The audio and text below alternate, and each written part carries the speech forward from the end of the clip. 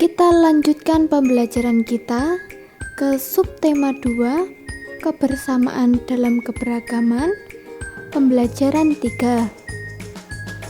Bekerja sama bisa dilakukan kapan saja. Saat kita bermain pun, kita bisa bekerja sama. Kita dapat bekerja sama dalam permainan tradisional, seperti permainan bakia yang berasal dari Sumatera Barat.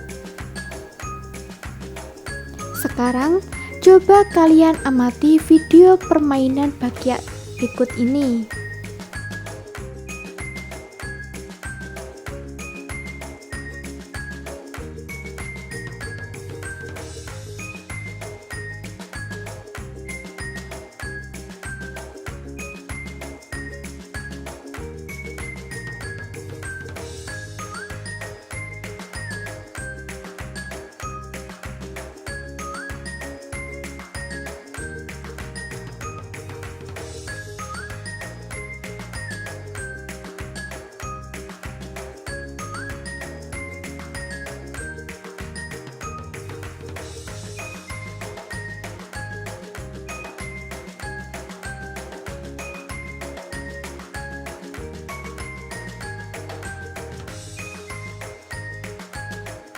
Dari video tersebut dapat diambil kesimpulan bahwa permainan bakia membutuhkan kerjasama dan kekompakan antar kelompoknya supaya bisa menyeimbangkan langkah demi langkah agar tidak terjatuh.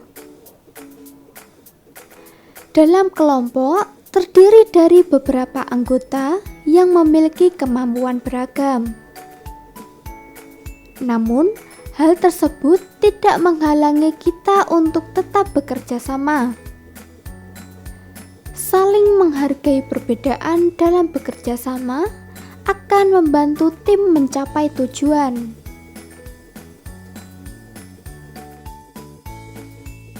Saat bermain bakia, tentunya harus mendengarkan peluit yang ditiup dan aba-aba teman kelompokmu.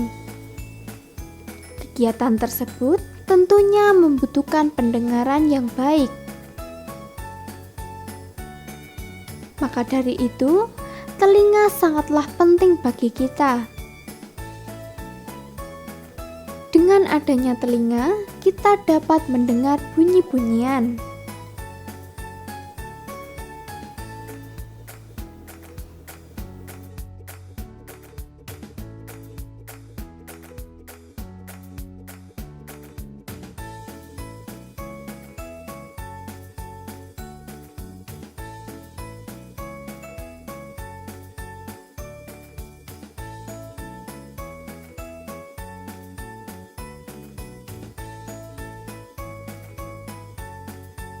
Struktur telinga manusia dibagi menjadi 3, yaitu telinga bagian luar, telinga bagian tengah, dan telinga bagian dalam.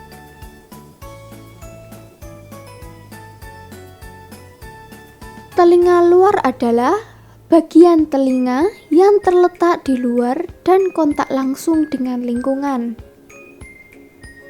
Fungsi utama telinga luar ini adalah untuk menangkap bunyi dari lingkungan untuk kemudian diteruskan ke telinga tengah. Bagian telinga luar ada daun telinga, lubang telinga, dan saluran telinga.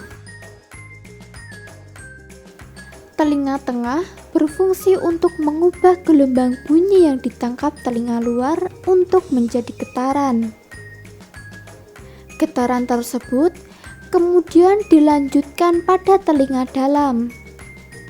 Bagian telinga tengah ada 3 tulang pendengaran, yaitu tulang martil, tulang landasan, dan tulang sanggurdi, gendang telinga, dan saluran eustasius.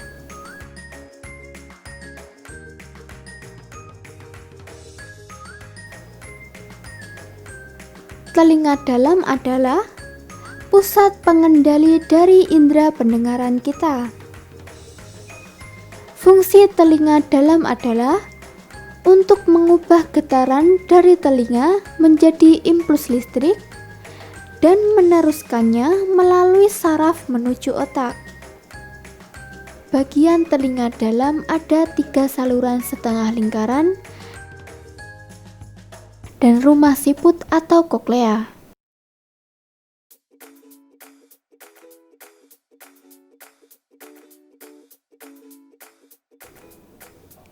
Kita harus merawat telinga kita dengan baik. Tidak cukup dengan membersihkan telinga dari kotoran saja. Ternyata ada beragam cara merawat telinga yang baik untuk menjaga kesehatan pendengaranmu. Seperti 1. Gunakan pelindung telinga saat dalam kebisingan. Penggunaan pelindung telinga dapat mengurangi tingkat paparan kebisingan dan resiko gangguan pendengaran. Yang kedua, hindari volume yang terlalu keras. 3. Istirahatlah telinga untuk pemulihan. Para peneliti telah menemukan bahwa telinga membutuhkan rata-rata 16 jam ketenangan untuk pulih dari 1 hari kebisingan. Yang terakhir, hindari menggunakan cotton bud. Memasukkan cotton bud atau benda apapun ke dalam saluran telinga beresiko merusak organ sensitif seperti gendang telinga. Cukup gunakan handuk basah untuk membersihkan bagian pangkal telinga atau meneteskan obat pembersih telinga sehingga kotoran dapat keluar dengan sendirinya.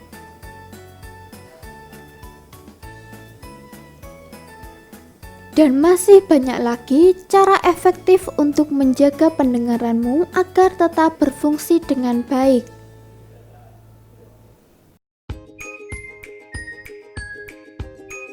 Sekarang, perhatikan video tentang percobaan sumber bunyi dari berbagai peralatan seperti kertas, kayu, dan lainnya.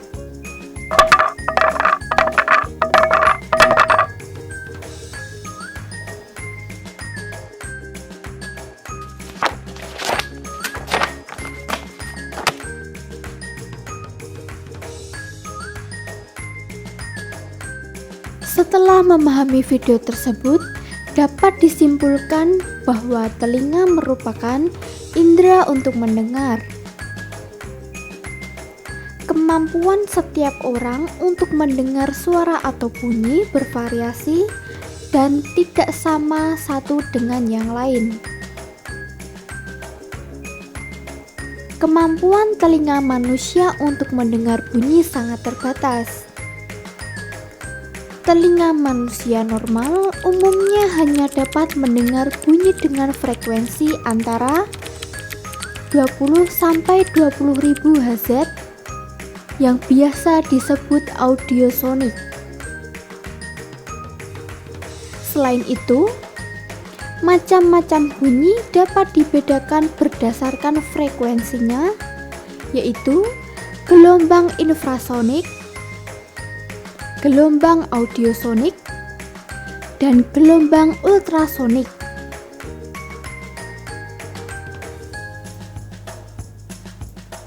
Apa ya gelombang infrasonik itu?